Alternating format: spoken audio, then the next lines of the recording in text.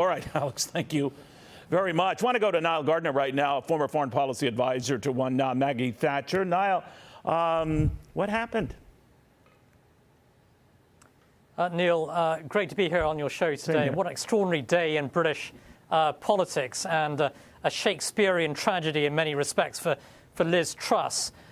Basically also, of course, a very British political coup inside the Conservative Party to unseat the Prime Minister, and the coup plotters have been very successful in doing so.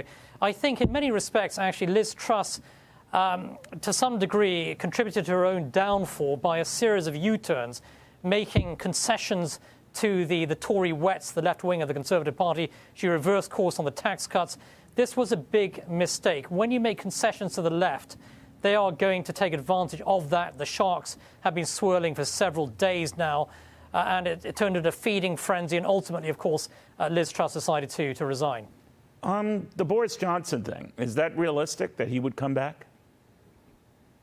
Yes, it is, actually. I do believe that Boris Johnson is going to be a very serious contender once again for the leadership of the Conservative Party. He's hugely popular, of course, with the grassroots of the Conservative Party, which tends to be more to the right compared to the parliamentary MPs. And I think that Boris remains a very, very popular figure among Conservative Party members who likely will have a vote in next week's election. But also, he remains popular with many Conservative MPs who opposed his removal as Prime Minister. He's especially popular with some of the working class MPs who came in the 2019 general election as a result of Brexit. And so Boris Johnson is a proven winner. And I think that Boris actually will be one of the very top candidates for the leadership of the Conservative Party. And we may see possibly a return of Boris as Prime Minister at the end of next week. You know, and now the one thing a lot of Americans have trouble understanding is how a party that calls itself conservative was even talking about tax increases. It was one of the things that alienated Boris Johnson with the base. Maybe he can patch over that if he wants to come back. You know far better than I.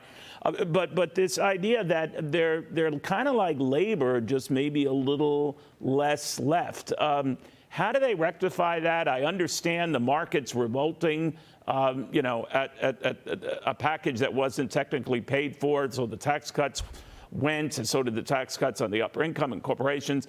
But it's confusing me as an outside reader. What is the difference then between the Labour Party and the Tory Party? I don't understand. That's a great question. And Liz Truss, she started off really as a Thatcherite tax cutter.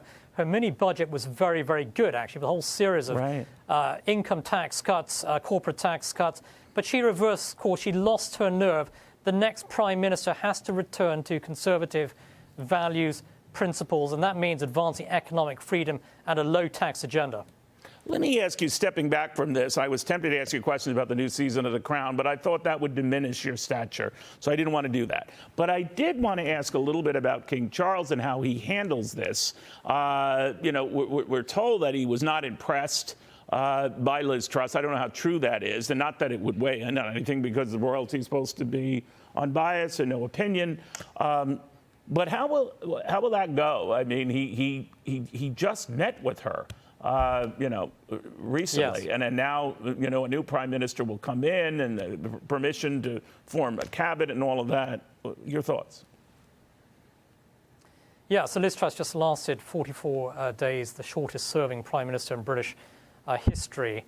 And King Charles, of course, will be welcoming a new British prime minister very, very shortly. The best thing, actually, that King Charles III can do is keep out of the political debate, because any kind of intervention or expression of political opinions, I think, would be very damaging for the monarchy. So King Charles has a long history of political interventions on environmental issues, immigration matters, for example. Behind the scenes, he's done that, and that's why I was asking you, can he be as his mother was? Yeah, he's got to be completely neutral. He's got to be out of politics. It's going to be difficult for Charles to do this because his instinct is always to intervene. He cannot do that now as the monarch. He could do so as Prince Charles. He cannot do that as the king. And any kind of expression of political views or opinions here, I think, would be very, very dangerous, actually, for the monarchy. So I expect that King Charles III will be certainly very careful in terms of any language that he uses over the course of the next few days and the coming weeks. I lied when I told you I wouldn't mention the Crown, because that's what makes me such a royal expert. And Nile, I'd be curious, it's all hullabaloo caused by rumors that the 5th season that's due out in a couple of weeks will include a storyline that had Prince Charles at the time, now King Charles, advocating for his mother to resign from the throne. Everybody has come out and say that never happened. This is, creative license beyond anything imaginable. What's the truth of the matter? Yes, so I've read all the early reviews of the Crown, and they do indicate that Prince Charles gets a very, very bad press, I think, in the latest season of The Crown. There's also this suggestion in The Crown, as you point out, that Prince Charles spoke to John Major, right, asking whether he could become king at a far more accelerated pace. And now John Major's come out denying the story, saying it's the former complete Prime Minister John Major, nonsense. Right? Yeah, the former Prime Minister John Major. He says it's complete rubbish. And I expect that the story is completely concocted by the producers of The Crown, who have a very good track record of actually weaving fact with fiction, as we saw in season 4. But undoubtedly, I think that King Charles is going to get a lot of very bad coverage as a result of the new season of The Crown. But clearly, a lot of the new season seems to be pure fiction. Yeah. Certainly, as the former Prime Minister John Major suggests. Yeah, he doesn't look good in any of the seasons. But again, I'm the royal watcher and expert. I mean, you're a very close second. So I appreciate that, Nile. It's always good seeing you, my friend.